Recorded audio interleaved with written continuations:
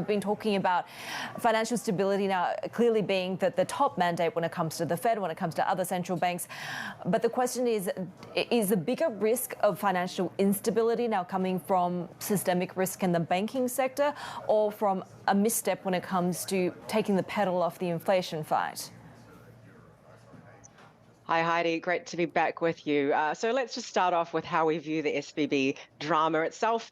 We don't see it as a systemic risk, especially given the quick response from US authorities to stabilize confidence and that there now appears to be a de facto guarantee on all deposits of troubled banks. The problems don't seem to be shared among the larger banks in the United States. SVB's business model was unique versus, let's say, their peers across three dimensions. The first is that the liability side saw its deposit growth some 4 times greater than peers. SVB benefited greatly from liquidity inflows from highly speculative sectors, namely tech. And it's clear that there are some serious miscalculations going on with regards to their risk management, namely the unhedged fixed income component of their portfolio. So if you look at the broad market indicators of systemic stress, that also supports our view. Really far from screaming material stress in broader global financial markets. And so we're taking a rather sanguine view. As to what it means for the Federal Reserve next week, we do think that it's using the right tools for the right job. Macroprudential tools are used for financial stability. Monetary policy tools, namely interest rates in this case, used for the inflation fight. And the CPI number earlier this week suggests that 25 basis points is the right way to go next week. The question is really about the rate cuts that are priced in later on in the year. Yeah, and it feels like it's a bit too soon given how fast moving this market is to try and determine that. But I do wonder, you talk about being quite sanguine in the face of what's perceived as the range of risks. Does that mean you're being more opportunistic as opposed to being potentially more defensive in this market? Yes, we're staying quite nimble in this environment, high volatility, question marks around the peak and the Fed. Look at consensus, for instance. It was not that long ago that the terminal rate was 5.7 middle of last week, and now we're looking at something like 4.6 by September. So wild volatility swings here. It does suggest a much more active management approach, and staying nimble and defensive qualities are still our bias. Given, of course, a rush to safe havens, what happens if we have a stronger dollar for longer than expected, especially among Asian markets? Yes, so the risk to the US dollar, even prior to the SVB drama, was really one to the upside.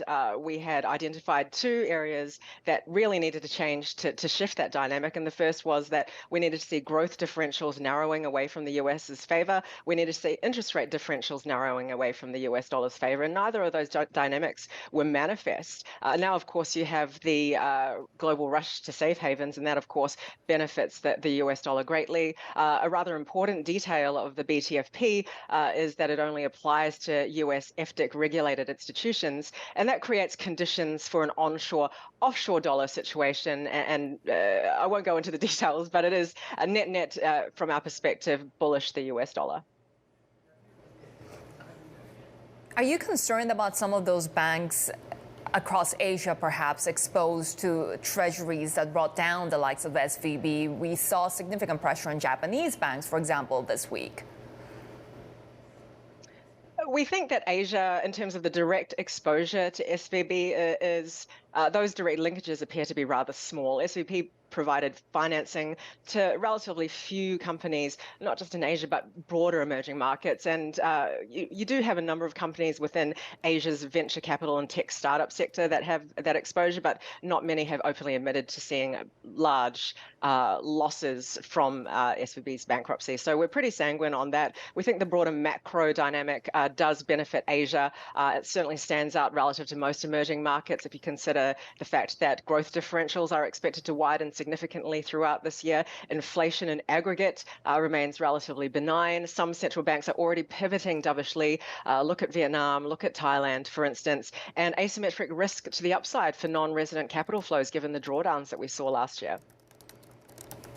There was not much in the way of encouraging market rallies that came out of the MPC for China, but does the sheer kind of lack of correlation between China and what's going on elsewhere in the world at the moment make Chinese assets more appealing in some way? It certainly looks like the reopening rally has some ways to run in China. We do note, however, that the economic plans that were detailed at the MPC were a little bit more cautious, a little bit more restrained than the market had expected going into the event, with the relatively lower than expected GDP target of around 5%. And while that may suggest limited upside to economic activity once the mechanical rebound from reopening peters out, it does also suggest that it gives officials more policy space to tackle the structural problems, the financial risks in the economy, and that actually sets it up for long-term, much more sustainable growth.